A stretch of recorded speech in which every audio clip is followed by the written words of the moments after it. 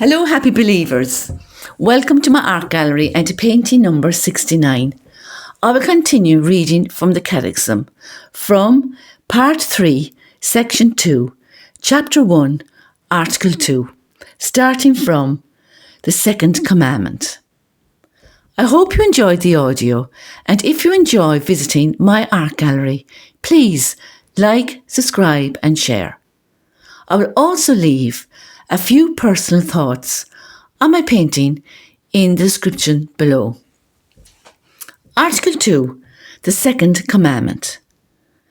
You shall not take the name of the Lord your God in vain. You have heard that it was said to the men of old, You shall not swear falsely. But I say to you, do not swear at all. 1. The name of the Lord is holy. The second commandment prescribes respect for the Lord's name. Like the first commandment, it belongs to the virtue of religion, and more particularly, it governs our use of speech in sacred matters. Among all the words of revelation, there is one which is unique, the revealed name of God. God confides his name to those who believe in him. He reveals himself to them in his personal mystery. The gift of a name belongs to the order of trust and intimacy. The Lord's name is holy. For this reason, man must not abuse it. He must keep it in mind in silent, loving adoration. He will not introduce it into his own speech except to bless, praise, and glorify it. Respect for his name is an expression of the respect owed to the mystery of God himself and to the whole sacred reality it invokes. The sense of the sacred is part of the virtue of religion.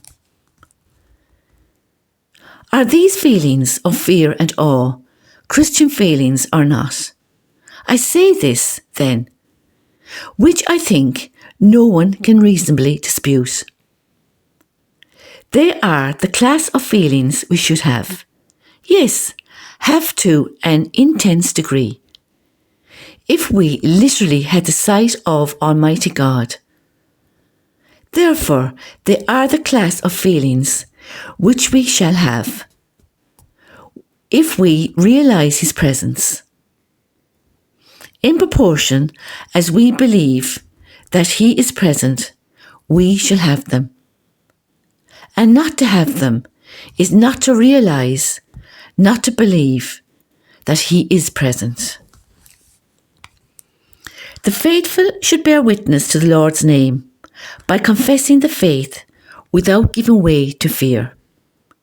Preaching and catechizing should be permeated with adoration and respect for the name of our Lord Jesus Christ.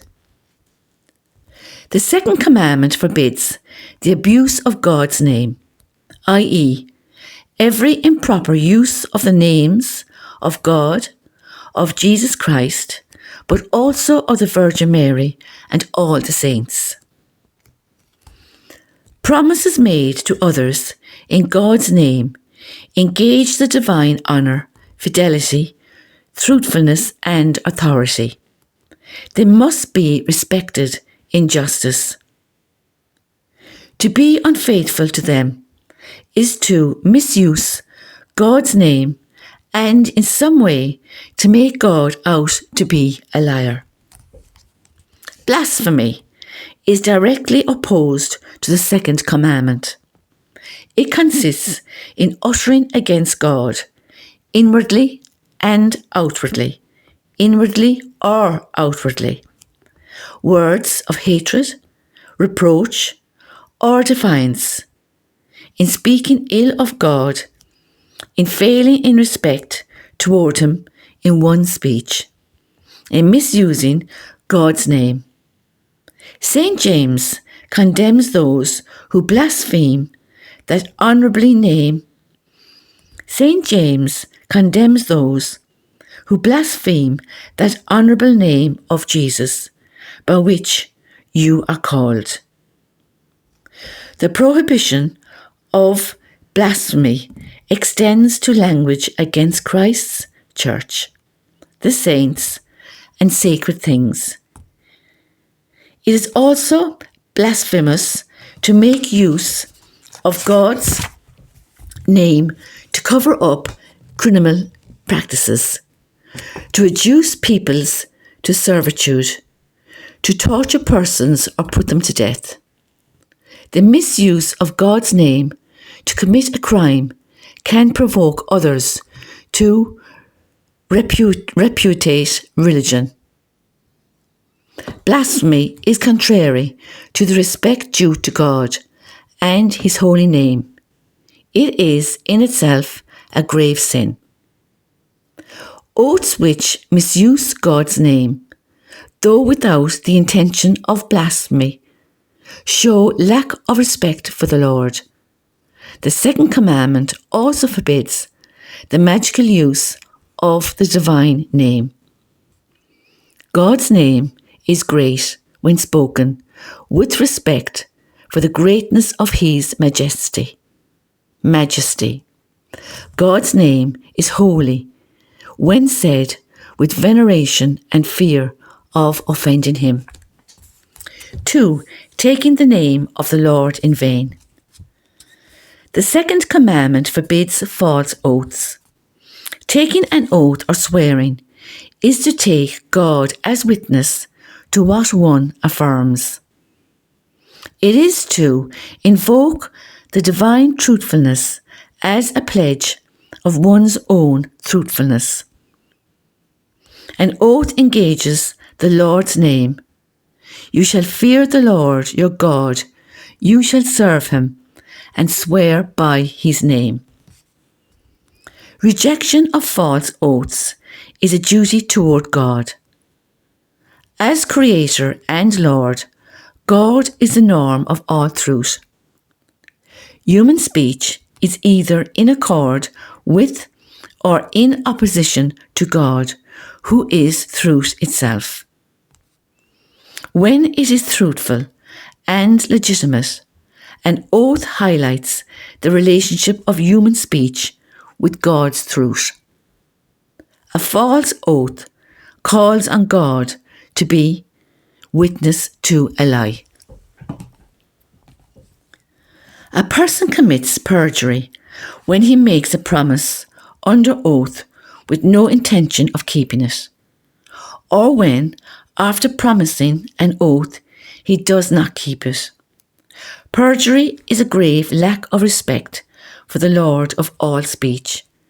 Pledging oneself by oath to commit an evil deed is contrary to the holiness of the divine name. In the Sermon on the Mount, Jesus explained the second commandment. You have heard that it was said to the men of old, you shall not swear falsely, but shall perform to the Lord what you have sworn. But I say to you, do not swear at all. Let what you say be simply yes or no. Anything more than this comes from the evil one. Jesus teaches that every oath involves a reference to God, and that God's presence and His truth must be honoured in all speech. Discretion in calling upon God is allied with a respectful awareness of His presence, which all our assertions either witness to or mock. Following St. Paul, the tradition of the Church has understood Jesus' words as not excluding oaths made for grave and right reasons, for example in court. An oath that is The invocation of the divine name as a witness to truth cannot be taken unless in truth, in judgment, and in justice. The holiness of the divine name demands that we neither use it for trivial matters nor take an oath which on the basis of the circumstances could be interpreted as approval of an authority unjustly requiring it. When an oath is required by legitimate civil authorities, it may be refused. It must be refused when it is required for purposes contrary to the dignity of persons or to ecclesiastical communion. 3. The Christian name. The sacrament of baptism is conferred in the name of the Father and of the Son and of the Holy Spirit. In baptism, the Lord's name sanctifies man, and the Christian receives his name in the Church. This can be the name of a saint, that is, of a disciple who has lived a life of exemplary fidelity to the Lord. The patron saint provides a model of charity. We are assured of his intercession. The baptismal name can also express a Christian mystery or Christian virtue. Parents, sponsors, and the pastor are to see that a name is not given which is foreign to Christian sentiment. The Christian begins his day, his prayers, and his activities with the sign of the cross. In the name of the Father, and of the Son, and of the Holy Spirit. Amen. The baptized person dedicates the day to the glory of God and calls on the Saviour's grace, which lets him act in the Spirit as a child of the Father. The sign of the cross strengthens us in temptations and difficulties. God calls each one by name. Everyone's name is sacred. The name is the icon of the person. It demands respect as a sign of the dignity of the one who bears it. The name one receives is a name of eternity. In the kingdom, the mysterious and unique character of each person marked with God's name will shine forth in splendour. To him who conquers, I will give a white stone with a new name written on it. The stone which no one knows except him who receives it. Then I looked, and lo, on Mount Zion stood the Lamb, and with him 144,000 who had his name and his Father's name written on their foreheads. In brief, O Lord our God, how majestic is your name in all the earth. Psalm chapter 8, verse 1.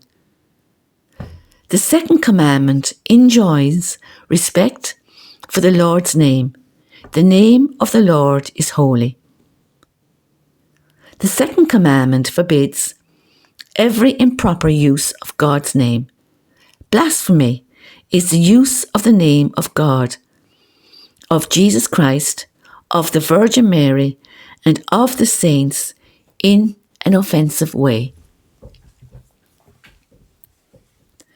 False oaths call on God to be witness to a lie. Perjury is a grave offence against the Lord, who is always faithful to his promises.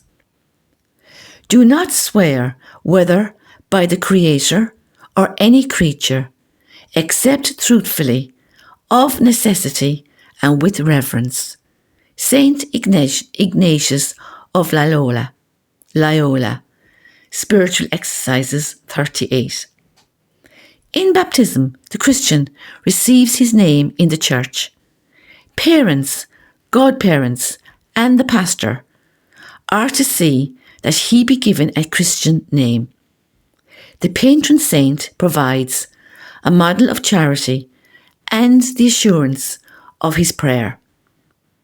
The Christian begins his prayers and activities with the sign of the cross. In the name of the Father, and of the Son, and of the Holy Spirit. Amen. God calls each one by name. Isaiah chapter 43, verse 1. That concludes my session for today. I hope you enjoyed listening and reflecting on my painting, and I hope you find it as educational as I do. I will not be editing my audio, so apologies for mispronouncing some words. Some chapters are easier than others. Please like, subscribe and share so we can all live our wonderful Catholic faith in all its richness together. I will now finish with a prayer. O angel of God, my guardian dear, to whom God's love commits me here, ever today be at my side, to light and guard, to rule and guide. Amen.